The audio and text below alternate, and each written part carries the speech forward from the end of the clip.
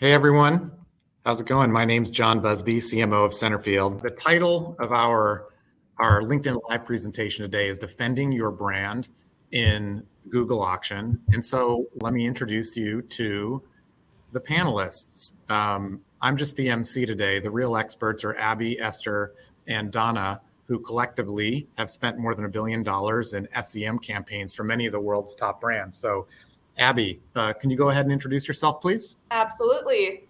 So I'm Abby Carlson. I am the Senior Director of Media Buying Operations for our team here at Centerfield. So I work across our full team, all of our verticals, training both our new hires and also ensuring that our more tenured media buyers have continuous growth and learning in both their skills and their career. So good times. Right on. Thanks, Abby. Esther? Hi, everyone. My name's Esther. I'm the Senior Director of Media Buying here at Centerfield, and I focus primarily on the home services verticals for our Centerfield services here. And then Donna, round us out. Hi, I'm Donna Berardi, VP of Media and Optimization, and I'm focused on the B2B verticals. Right on. Thanks for joining. By the way, I've been looking at some of the questions. People are taking direct shots at me in some of these questions, like when will the Mariners be good again? As far as questions asked in Google, I like that. So keep up the comments, the questions. We'll be answering those as we go through the presentation. So why are we talking about defending your brand in the Google auction?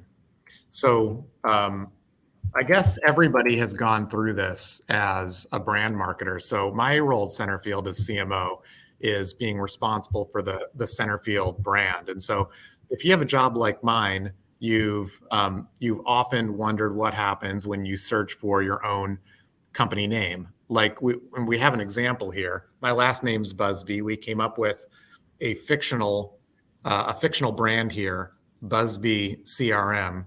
And so imagine that you're searching for your own brand, your own company, and this is what you see. Have you ever experienced something like this? Anyone on the LinkedIn Live here, where you have an advertisement for your own brand at the top of the Google auction, and then these pesky competitors, the Hive, the Hornet, they're coming after Busby. And so I've spent all this time, thousands, hundreds of thousands, millions of dollars building my brand, someone searching for my brand, and then a competitor of mine is potentially stealing away customers from me. Here's an even kind of worse situation that I've personally dealt with in a past life, which is when someone is searching, or when I'm searching for my own brand name, I actually am not even in the top position. Someone's coming after me, in this case, the fictional HiveCRM.com. And so that's something that's obviously frustrating as a brand marketer. Let me actually ask a question here of our panelists. So Donna, question for you. Imagine that you are, I work at Busby CRM. You run search for Hive CRM. Why would you want to bid on my term? Like why do people do this? What's the point of doing something like this as a competitor of my brand, Busby CRM? Well, Google and Bing have no rules against bidding on brand keywords. So if you're competing with a well-known brand, why not take advantage of their brand in search volume? So the question is really, why should I not do this? It helps to increase your brand awareness because someone is looking for your direct competitor's products or services, and they might be interested in what you offer too. So showing up when they search for your competitor puts your brand in the conversation, and it's your opportunity to say, hey, did you hear about us? Doing that can give you a nice boost to your performance with incremental sales, and every conversion you get is taking one away from your competition. Right. Understood. So it's sales, it's introducing your brand into the conversation, and why not?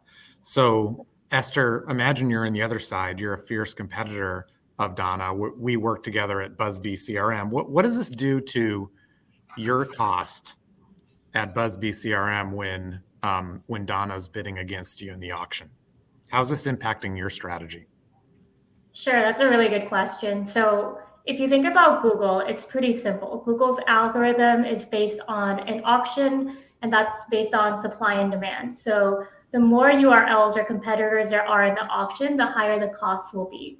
And when you see these types of competitors bid into your branded keywords, it will cause your costs to increase because all in all, you will have to end up paying more to maintain the top position.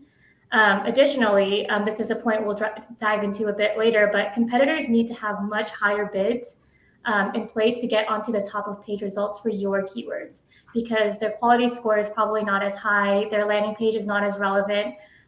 So they're actually likely paying a really high price to be there, which is further driving up your costs as a brand because they're directly intruding into your space.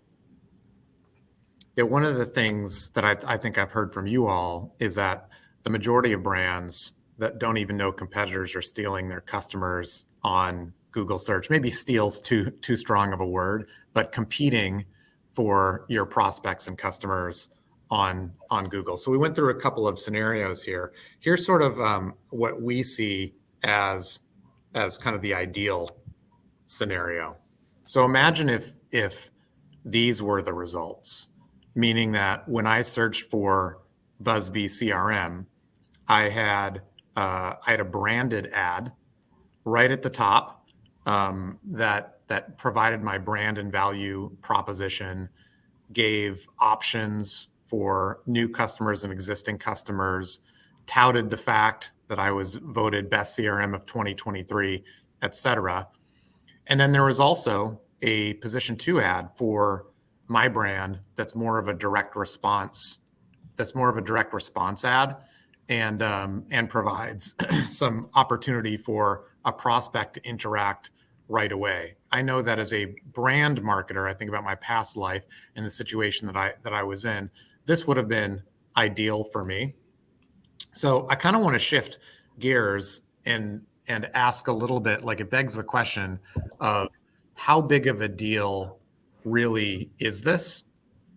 And so got a couple of stats here from Centerfield internal data, which is, I'll start with the one on the top right, which is up to 60% of people click on ads instead of organic results when searching for a product or service. That's kind of one thing to keep in mind.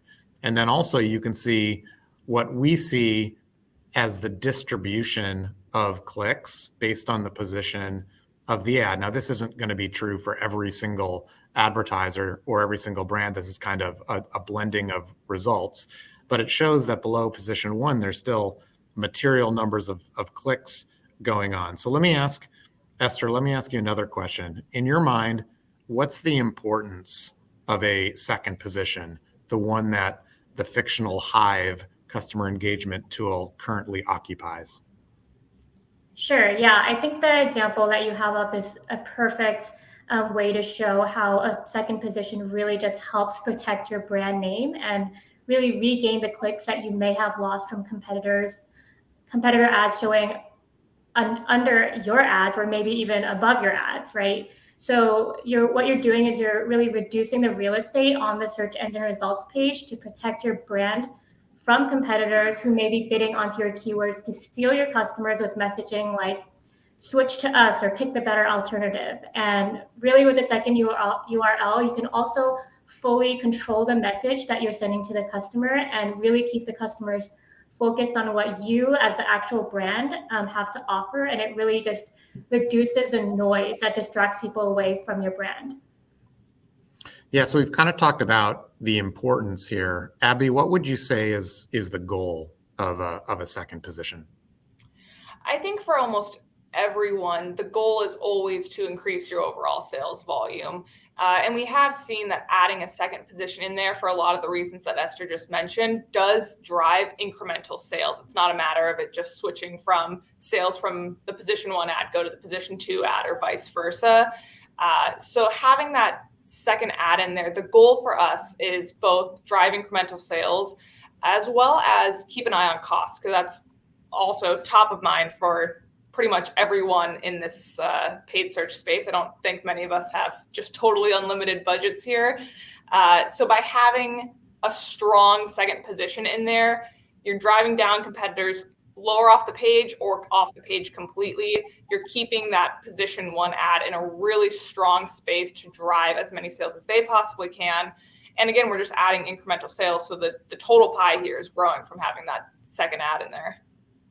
Yeah, I hear that. One of the things that strikes me when I look at this, and maybe this is just because I've been in the advertising world for so long, and I'm kind of accustomed to scrolling and looking at organic results for certain types of searches that I do. Don, are you surprised that users don't scroll down more based on this data, or is this right in line with your thinking?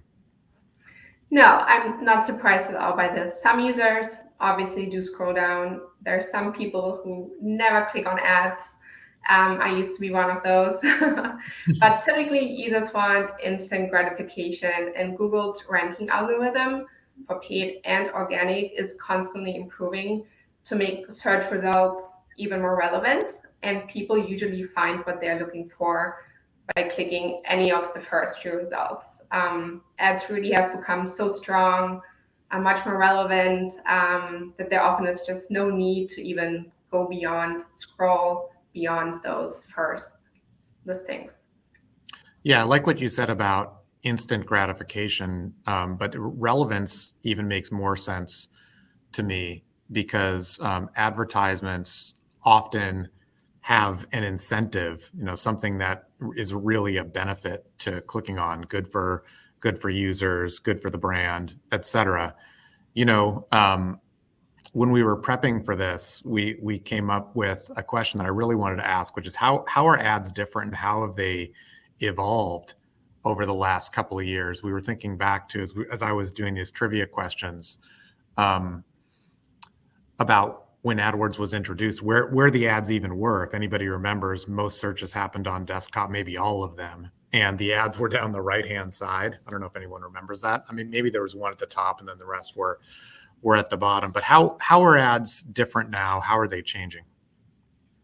Yeah, ads have changed quite a bit over the years. And actually, as we were obviously preparing for this, I found a really cool website showing how Google Ads has changed, all the different innovations they have launched. It was a really cool site, so if you're ever curious, find it. But for a very long time, there was very limited space available for advertisers to bring your message across. We had one headline, 2 really short description lines, and you would see a number of ads above the organic rankings, and as you mentioned, on the sidebar.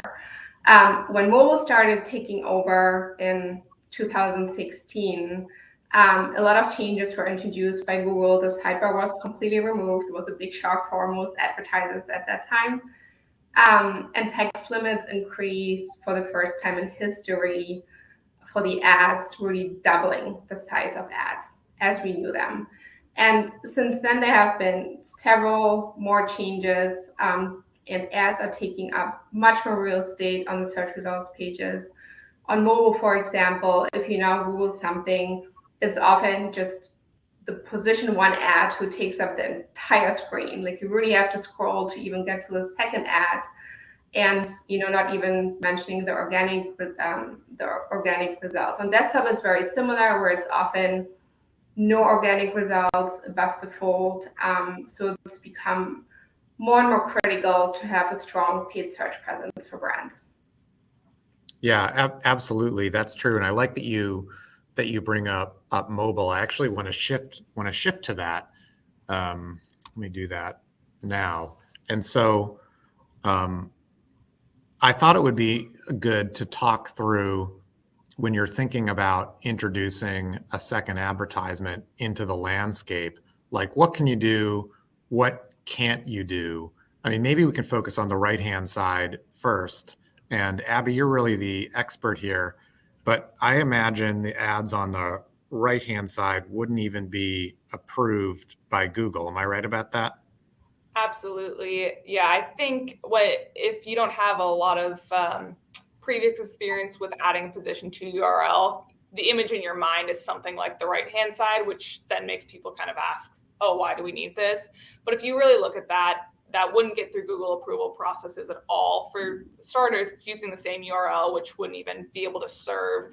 And then when you look at the messaging as well, the messaging is not differentiated at all between these two ads. And not only does that go against Google policies, it's really just a terrible experience for the user then, because if I'm someone who's searching Busby CRM for the first time, I'm trying to understand what's out there, I'm trying to understand what my options are. I look at those two ads and I don't get any unique information between the two of those.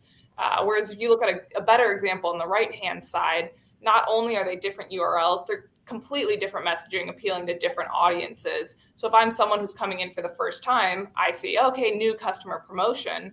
Great, that's exactly what I'm looking for. I know that'll lead me to an experience that's helpful for me versus, hey, I'm coming back for my second go around. I'm at a new company. I'm doing something I want to try again. I have, okay, upgrade your plan or save money, see other deals. So the overall user experience is really more appealing when you have, for everyone, when you have something like the left-hand side there, and you can speak to different audiences and kind of differentiate your value proposals there. Yeah, that makes a lot of sense. And then I notice underneath the second ad, those are those additional calls to action. What are those called? Those would be site links. We link out to. Yep. Okay, so that's deep linking to different parts of the site. Yeah, and that just, yes, absolutely. And that adds just another just good user experience there, because if I'm someone who knows immediately I want to see deals versus I'm someone who wants to see the products, I have the option to go directly to that page that speaks to that.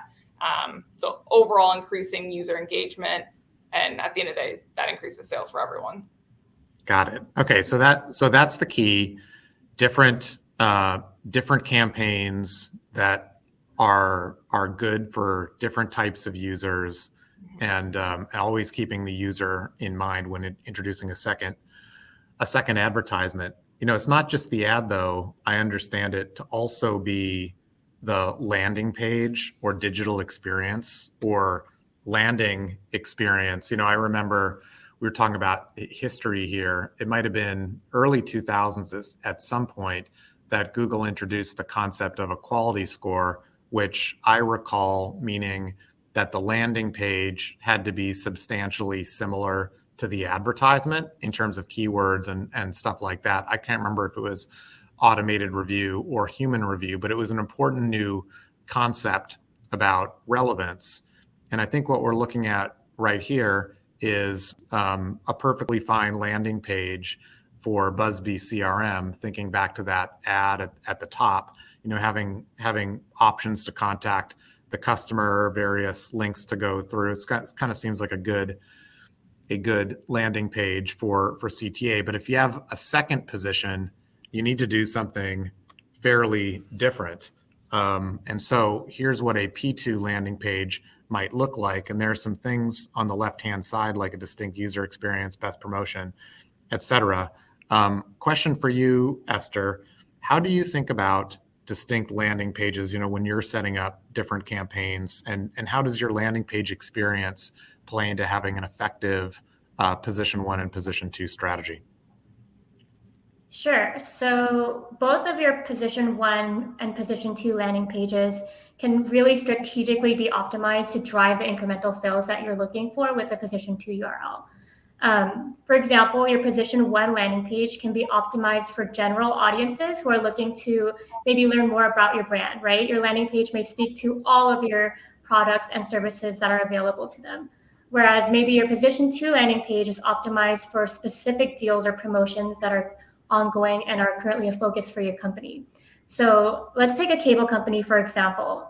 This cable company may offer services like TV, internet, phone, services for your business, services for your home. Your position one landing page can encompass all these different products and services. And maybe your second URL may then speak to certain deals or products that you're offering and that you want to really, really focus on. So having 2 unique landing pages really gives you the opportunity to speak to different audiences and thereby allowing you to drive incremental sales. You know, that's an interesting concept. It's almost like sometimes the P1 advertisement may be the overall brand proposition, and then P2 is almost customized based on the keyword or product. So you can sort of have your cake and eat it too, as far as reiterating the brand promise that might be in your television commercial, and then making sure there's a direct response ad catering towards the specific product or service someone might be asking about. So Esther, you brought up the point about incremental sales, and that seems kind of intuitive to me. If you're, kicking out a competitor from the auction or reducing their exposure or whatever. But I want to talk a little bit about the actual costs, because what can this do to your actual costs as a brand if you introduce a second position? Maybe I'll send this to Abby. Yeah, I think it's a fair question. Like Esther said earlier, competitors jumping in, more people in an auction prices go up. So the question is then, well, why would we intentionally add another URL into the auction? And I think the difference there that we have to remember is in that first scenario, it's your competitors who are directly trying to one up you every time. If you're constantly trying to bid over each other, we know what happens in an auction, then prices go up for everyone. Whereas in this case, when we're introducing a second branded URL into the auction, we keep the strategies aligned so that we do not have that sort of one-upmanship, and we can keep costs steady while adding those incremental sales. So the graph that we have here is from a Centerfield internal test that we've run, where we added in a second branded URL into the landscape and kind of looked at the pre-post of what happened here. And while costs do increase a little in the beginning, I think it's absolutely that can happen. When you look at long term, which honestly in this case is not that long term, it was, I think, about 2 weeks there in that graph, you see costs return back to normal levels, even a little bit lower sometimes. But then the overall sales that we got from this landscape have increased tremendously here. So it's really a case of you might have a week, maybe a 2 of a short-term cost increase to then get back to normal, but with additional sales in the landscape there. So if you're kicking out other competitors from your top page, if you're adding in that second URL, when you align the strategies properly, then you can see results like this. Yeah, that makes sense. And so the CPC, cost per click, is that yellow line, which started to go up when the second positioner program was introduced. And then you can see that returns back to normal as sales, that gray line ticks up. Okay, so this isn't just about incremental sales. It's reducing the opportunity for competitors to be in the conversation when someone is searching for your brand specifically. Maybe Abby, a couple of questions for you. Can you actually just talk through what this table actually is? And then how do you keep your strategies aligned between P1 and P2 URLs? Is it what we were talking about before, where there's one that's like your overall brand value, and then the specific product you think someone's looking for? Or is it more sophisticated than that? Yeah, I think to start, this table kind of builds off of some of the results we saw in the previous one. And it's really our ideal scenario here, where as we introduce that branded position 2 URL and you slowly scale up the impression share that that URL has while maintaining the position 1. So the goal here is that position 1 stays exactly steady. You can actually see that the competitor in that case is dropping week over week as the position 2 increases, which is exactly what we want to happen. We want competitors off of your branded terms while maintaining that position 1 overall hierarchy. And I think in terms of aligning the strategies, that's a really key component of that. And honestly, at the end of it, it's all about the communication between the two partners in this landscape and being really aligned on not only the strategies, but what the overall goals of this are. So if you are in a situation where you have a really big branded name bidding on your terms, they have a lot of market presence, and they're really aggressive in there, it might be a case where we agree that, hey, maybe we really go in there strong, and if there's a cost increase, that's worth it in the long run because this person is such a big presence. If it's a lower competitor, less important, less market presence, maybe we go in there and say, hey, our goal is really incremental sales here, and that's the only thing that we're going to focus on. So making sure you know which one of those we want to target is, I think, the first part of this. And then just really frequent communication between the partners. We utilize Google's auction insights very frequently to understand if there's certain keywords, locations, devices, anywhere we're misaligned, and then we can get back into that perfect strategy that really keeps the costs the same or low for everyone while increasing that incremental sales volume.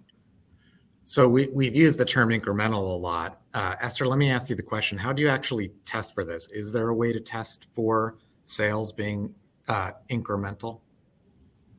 Yeah, there are two main ways that we test this and determine if these sales are truly incremental. The first way would be running a pre-post test. For example, you would run 30 days with only one ad, and then the next 30 days you would run with your position 2 ads, so 2 ads in the landscape, and compare the sales between the 2 timeframes. So that's one of the simple cases, but a lot of times this can be a little messy because there are other things that happen in the landscape throughout this time frame.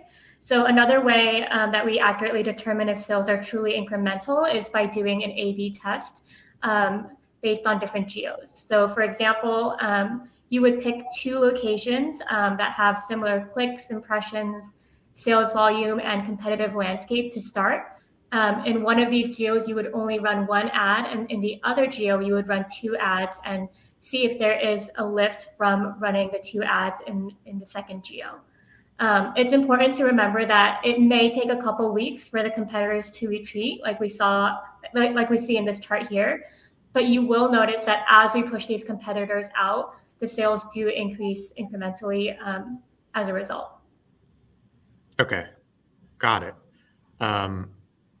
Well, before I ask my next question, I want to note, I think we only have one more slide after this. So folks on the LinkedIn Live, if you have questions for our panel, feel free to put them in the chat. We can see them. If you want to say other things in the chat, such as, great job, Centerfield team, your first LinkedIn Live. John, the host, so handsome. You're doing a great job. Put that in the post, put that in the chat. Let me ask kind of a more high-level, vague, not really vague, but more of a high-level question, which is, Donna, when you put all this together, what are kind of happy results? Yeah, I think Abby already touched on a lot of this when she was first going over what these results or this chart represents on the slide. In the end, you really do not want competitors to profit off your brand and lose any sales to them. So ideally, when someone searches, it's your brand only, paid results, organic results. You have full control over your messaging without seeing any impact on your cost. Thanks for that, Donna. Thanks also for the questions coming in and also the compliments for me personally. They're very much appreciated. I see a couple questions come in. I'll get to those in a sec as soon as we get through this this last slide. So I think there's, maybe we're making this sound easy. I'm not sure, but I think one of the important things to making this work is not just focusing on sophistication on the media buying side, but also what happens on that digital experience, how it's different and distinct from what you're doing in your first branded position, where you may be emphasizing your homepage or something like this. I guess, Donna, let me ask you a follow-up question. Where have you seen technology? I guess I'm using technology broadly, but innovations in the digital experience or testing to improve the conversion rate on your campaign. So not what you're doing on the media buying side, but more what you're doing on the experience side for users. Yeah, so when you do any type of landing page tests, you're ultimately hoping to find this one design template that really converts better at generating more sales for you. But testing, different elements, designs can be very time consuming. So internally, we are fortunate to have this proprietary tool, Dugout, available to us, which really allows us to run A/B tests and do so at scale. It really gives us the ability to test quickly and accurately, and has been key in finding wins for us quickly. Obviously, there's always the question quality versus quantity, and yes, you can spend a lot of time on designing your new landing pages, have them run for a month at a time, pick your winner, move on. But in the end, while we always produce quality landing pages, it's sometimes the sheer number of tests that we are running that add up to big wins. So even if it's just very small improvements we are seeing with tweaks we make, it's the sum of it that then gives us a big advantage over others. Esther, so yeah, there's definitely quickly iterating, doing tests. Esther, what do you like to focus on specifically when you're testing? Yeah, I guess the main question is we try to think about what elements on the landing page we can change that will not only enhance the user experience, but also drive that lift in sales that you hope to see with these new versions, right? So some of the things that we test is user experience and conversion funnels. We test different points of engagement. Do people want to learn more about our product by chatting with an agent, calling in, filling out a lead form? We test all these different types of conversion funnels to see which one is more effective in driving sales. And a lot of times it's a mixture of a lot of different conversion funnels, but allowing us to test at scale, like Dana said, allows us to really drive in and focus on what is working for our specific customer. Right on. All right, let me stop sharing here so we can see all of our smiling faces. And let me get to some of the questions asked in the chat so far. The first one was an interesting one, the one that I saw, which is, what about position 3? And I don't know the answer to that. I think for many brands, they have so much work to do to get a position 2 ad. I wonder, could a position 3 ad have a distinct enough user experience to take advantage of? Could it be distinct enough from P1 and P2? Just curious as to your thoughts on that. Maybe Abby, I'll ask you that question. Yeah, I think that is really a case-by-case basis on that front. There are some brands or some companies which may have either enough volume, enough differentiated products, enough lines of business that having that third position in there also allows you to speak to a third audience as well. I think there are some brands where it's less necessary, and that case you might be just kind of splitting a lower amount of volume there.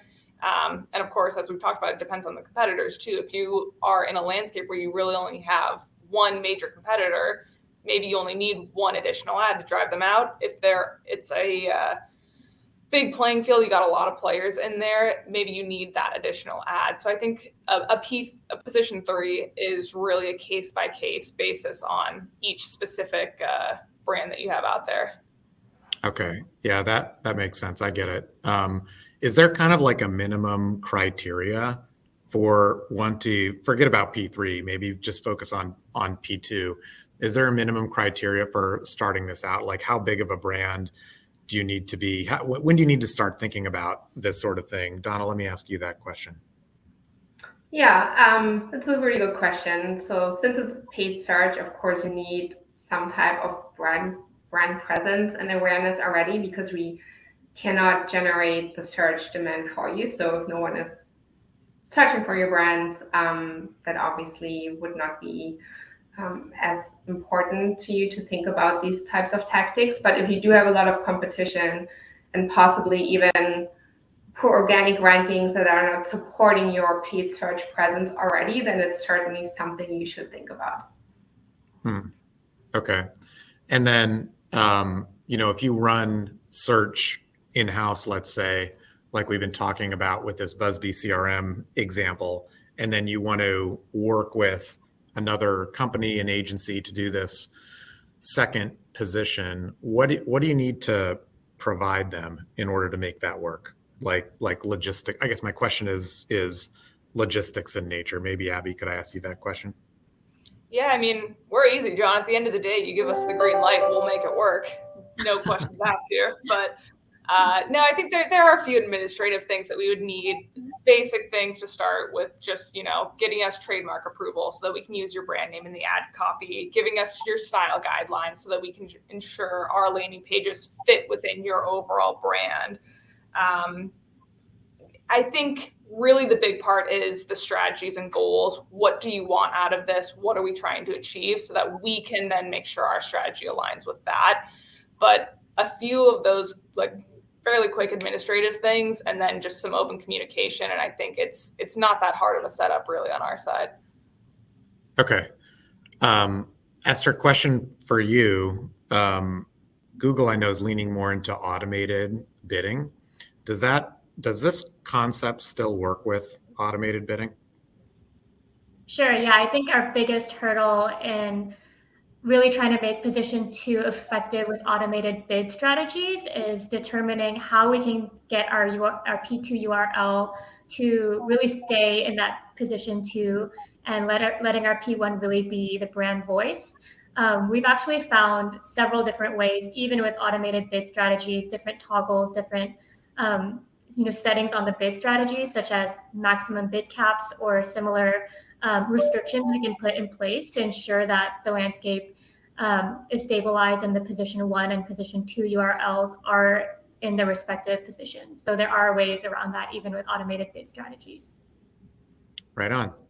Well, let me end here. I haven't seen any other questions come in. I know that that Centerfield posted something online. If there are any last questions, ask them now. We started this series. This is our first LinkedIn Live to try to have conversations about some of the sophisticated topics in paid media buying, digital experience, omnichannel, and so on. And so if you have ideas for future LinkedIn Lives for us, we'd love to hear them. And also just a big thank you. We'll be sending everyone a thank you email, a recording if you'd like to watch this again. And as always, we're happy to answer any questions you have about this. It's a really important topic, and we're really pleased everyone stopped in today and took a listen. Thanks. With that, we'll sign off. Appreciate it. Thank you.